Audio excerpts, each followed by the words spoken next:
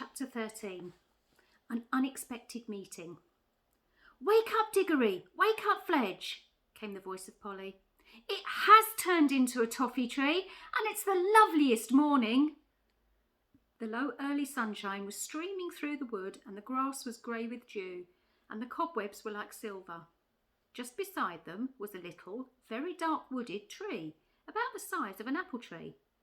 The leaves were whitish and rather papery, like the herb called honesty, and it was loaded with little brown fruits that looked rather like dates.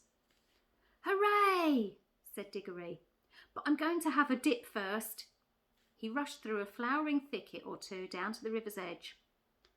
Have you ever bathed in a mountain river that is running in shallow cataracts over red and blue and yellow stones, with the sun on it? It's as good as the sea, in some ways almost better. Of course, he had to dress again without drying, but it was well worth it. When he came back, Polly went down to have her bath.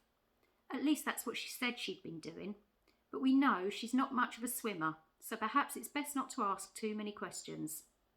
Fledge visited the river too, but he only stood in midstream, stooping down for a long drink of water, and then shaking his mane and neighing several times. Polly and Diggory got to work on the toffee tree. The fruit was delicious. Not exactly like toffee, softer for one thing, and juicy, but like fruit which reminded one of toffee. Fledge also made an excellent breakfast. He tried one of the toffee fruits and liked it, but said he felt more like grass at that hour in the morning. Then with some difficulty the children got on his back and the second journey began. It was even better than yesterday, partly because everyone was feeling so fresh, and partly because the newly risen sun was on their backs, and of course everything looks so much nicer when the light is behind you. It was a wonderful ride. The big snowy mountains rose above them in every direction. The valleys far beneath them were so green, and all the streams which tumbled down from the glaciers into the main river were so blue that it was like flying over gigantic pieces of jewellery.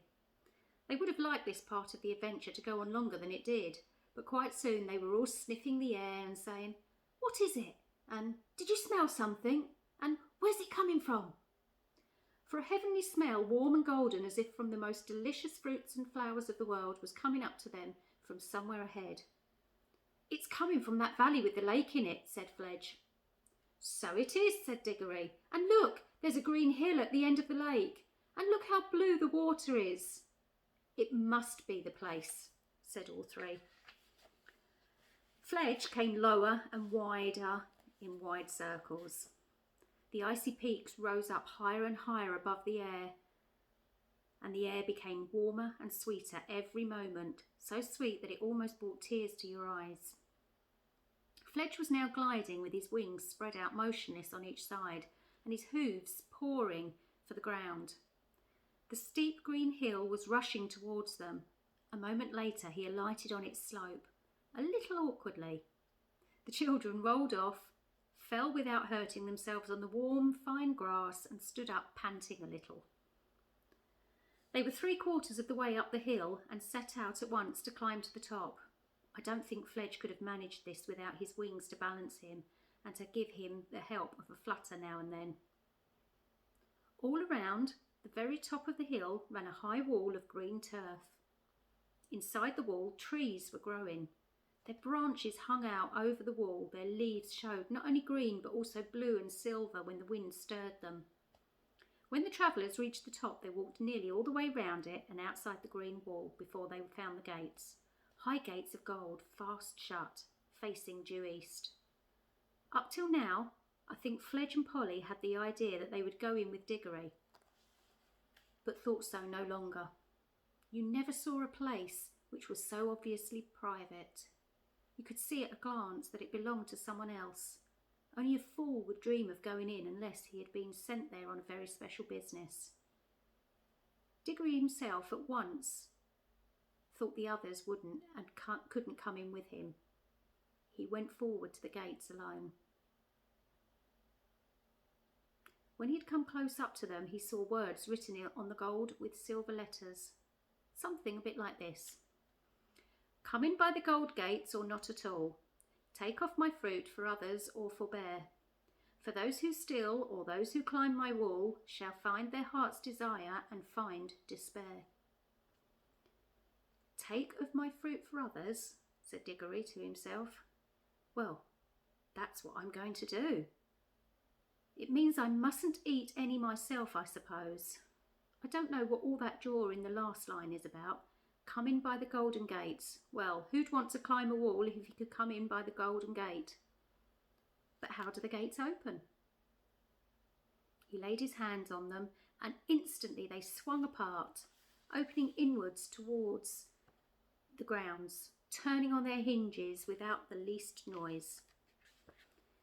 Now that he could see into the place, it looked more private than ever.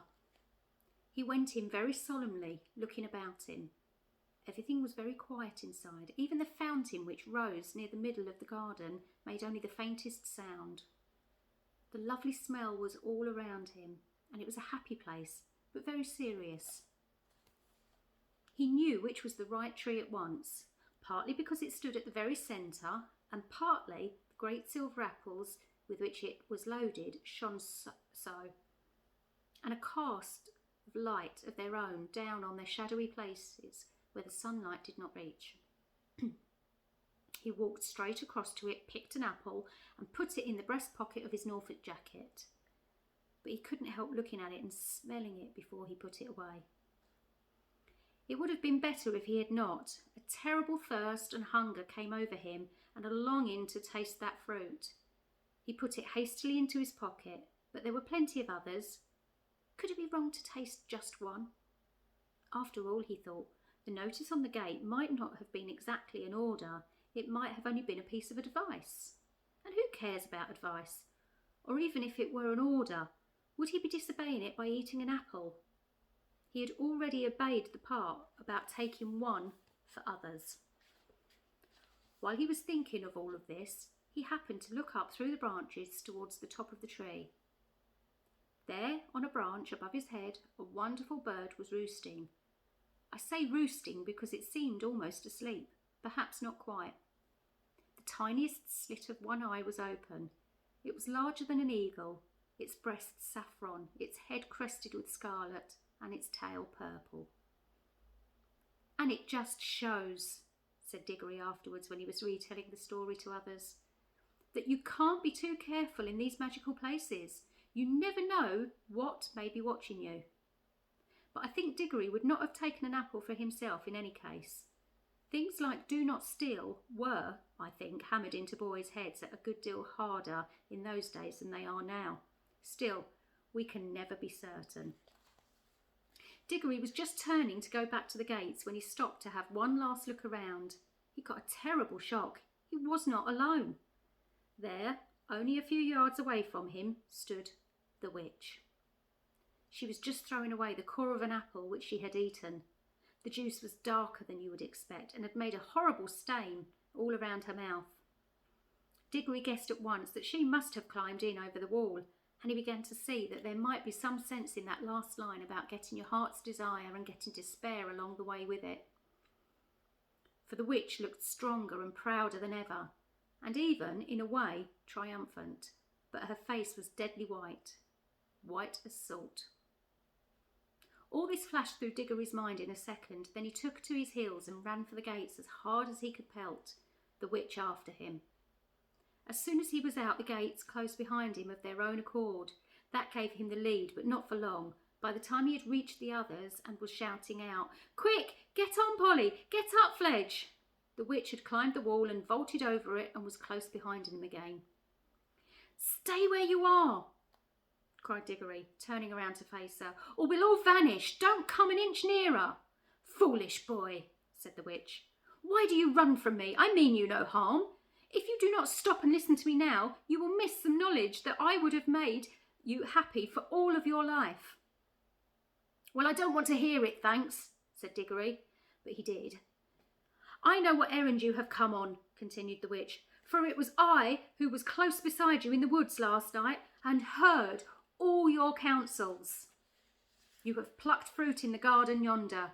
You have it in your pocket now, and you are going to carry it back untasted to the lion for him to eat.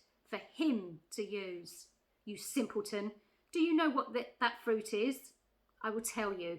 It is the apple of youth, the apple of life. I know, for I have tasted it, and already I feel such changes in myself that I know I shall never grow old or die. Eat it, boy, eat it, and you and I will live forever to be king and queen of this whole world, or your world if we decide to go back there. No thanks, said Diggory. I don't know what I care much about living it on and on after everyone I know is dead. I'd rather live an ordinary time and die and go to heaven. But what about this mother of yours whom you pretend to love so? What's she got to do with it? Said Diggory.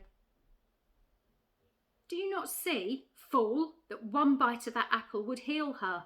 You have it in your pocket. We are here by ourselves, and the lion is far away.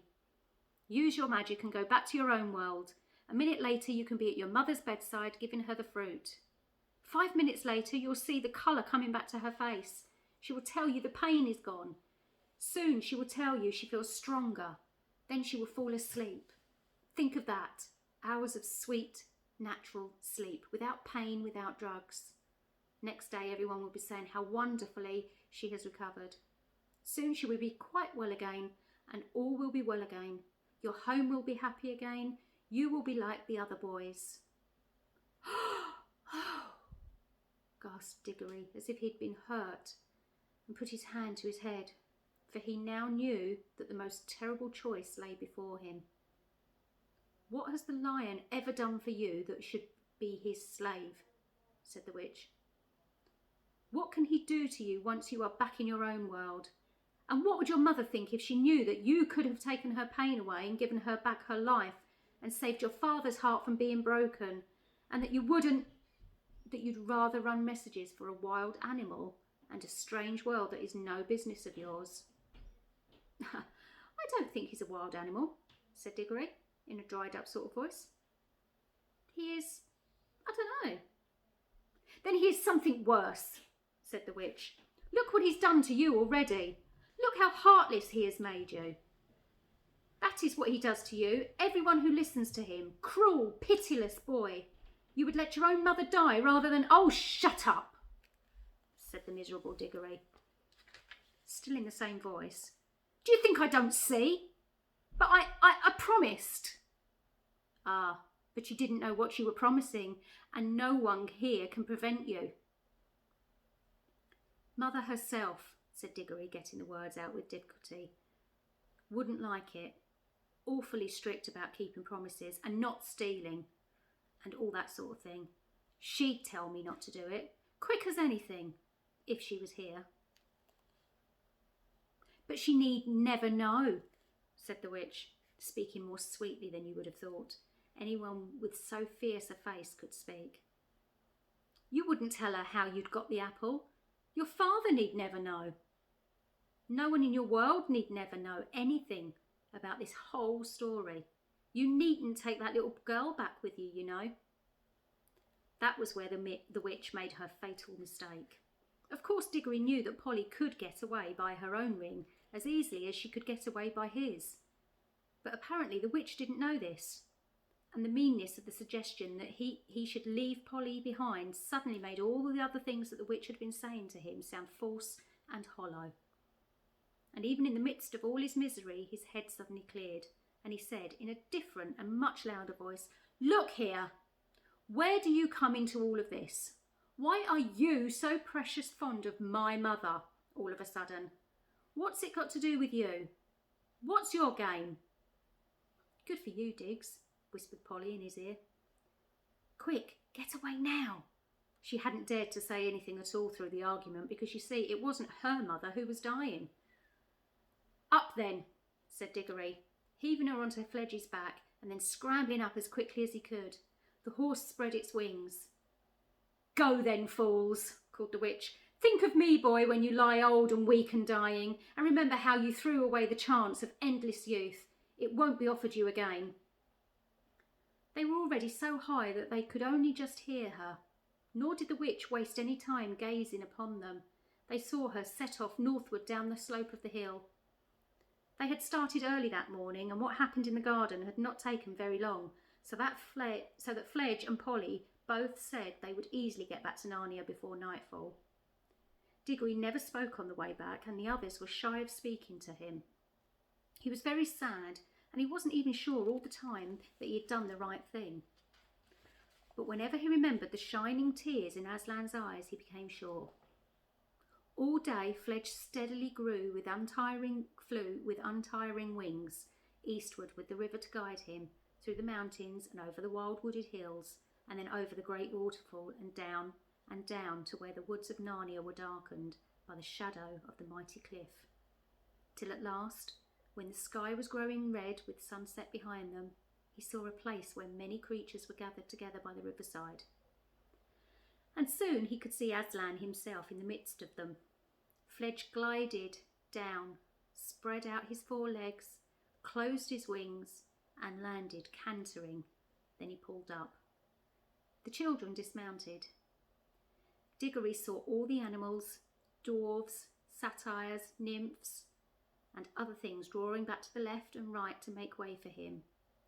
He walked up to Aslan, handed him the apple, and said, "I've brought you the apple you wanted, sir.